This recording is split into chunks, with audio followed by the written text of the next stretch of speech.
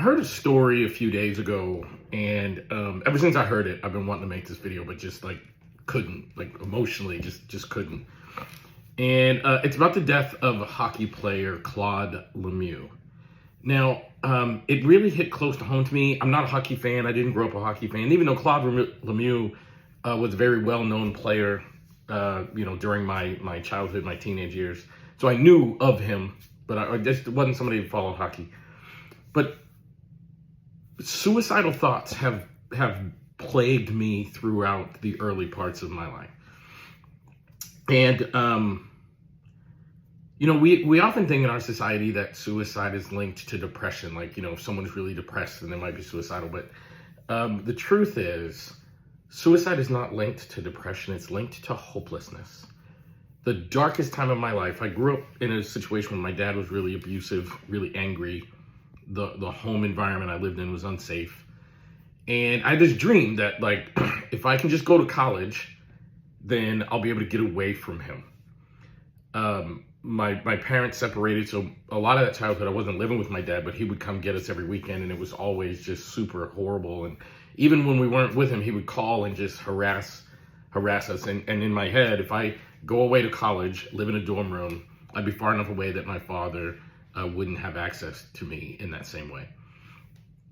So that was my mission. Like, a lot of people go to college to become a, whatever profession they want to become. But for me, I wanted to go away to college to get away from my home environment. And I did. I successfully did. 17 years old, graduated from high school, and I went to University of Massachusetts, Dartmouth, and I lived on campus. It was about a 90-minute drive away from my dad, and that was the furthest I'd ever lived away from him, and I knew, like, I'm going to be safe. And my father found a way to torture me from a distance. He bought me a beeper, and every time he would page me, if I didn't call him back right away, which in those days was really hard, there were no cell phones.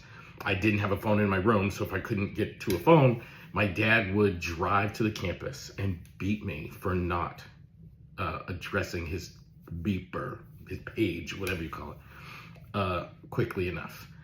And that was the day I realized, that was the time in my life when I realized my plan to escape this did not work. And I lost hope almost instantaneously. Like, my hope for a different life and a different future was gone. And I began thinking about, even obsessing about taking my life. And that period lasted about 3-4 years. I don't, honestly, I'm 49 years old now. I was about 20 when all that was happening, 17, 18, 19, and 20.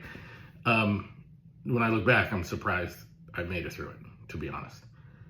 And, but now, I make a lot of the content I make so that people can be more aware of mental health issues, including suicidality. So we can have conversations that previously weren't available to us and that ultimately would save lives.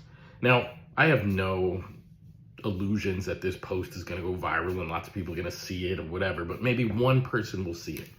Maybe one single person will see it. And maybe you're the person who's struggling with hopelessness, and you are thinking about ending your life, and because of this, you're going to reach out to somebody, or maybe you know somebody in your life that you're concerned about, and you're going to see this post, and you're going to reach out to them. If that's all that accomplishes from this video, then I think it would be worth it. I said a minute ago that, like, I don't know how I made it, but, like, if I could go back and think, it was the relationships. I had really close people around me. And it wasn't that they gave me hope, but they gave me hope that today would be a good day. Like, I eventually left Massachusetts and went to a college in Texas where I eventually graduated. And I met this guy named Matthew. And because Matthew was in my life, it was like, I had hope that today would be, I'm going to see Matthew and we're going to play video games together and we're going to, do certain things together. And Matthew was always there. And he didn't know it at the time, but he was saving me. He was giving me the kind of hope, not that would save my life, but it'd give me the kind of hope that would cause me to wake up the next day, and then the next day, and then the next day. And before I know it, things started getting better.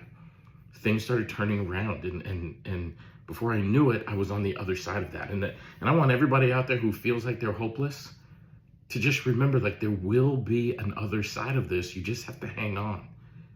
And if you're someone in somebody's life like Matthew, just keep being a consistent, loving presence in people's life. I didn't leave Matthew to give me great advice. I didn't need Matthew to give me warm words. I just needed his presence, his consistent, kind presence. And through that consistent, kind presence, he just helped me enjoy kind of one day at a time until eventually I made it on the other side. So when this Claude Lemieux thing happened, it just took me a little while to be able to collect my thoughts and even not to be able to talk about it, emotionally.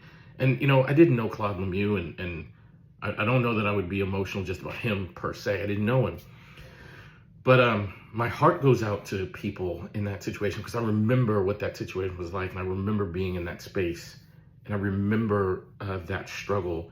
And that's what motivated me to become a psychotherapist. That's what motivated me to do the work I do, because I know how dark and lonely it can be when you're in certain, spaces in life.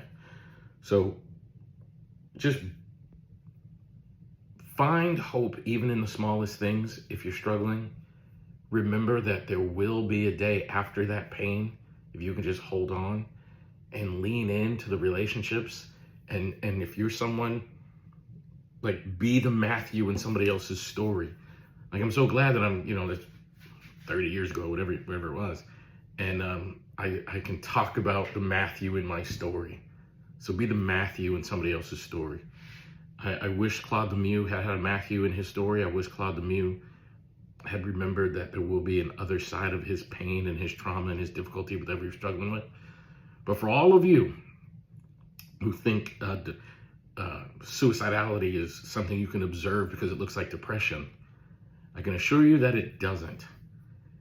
So let me show you a video of Claude Lemieux 3 days before his life ended due to suicide. I love y'all.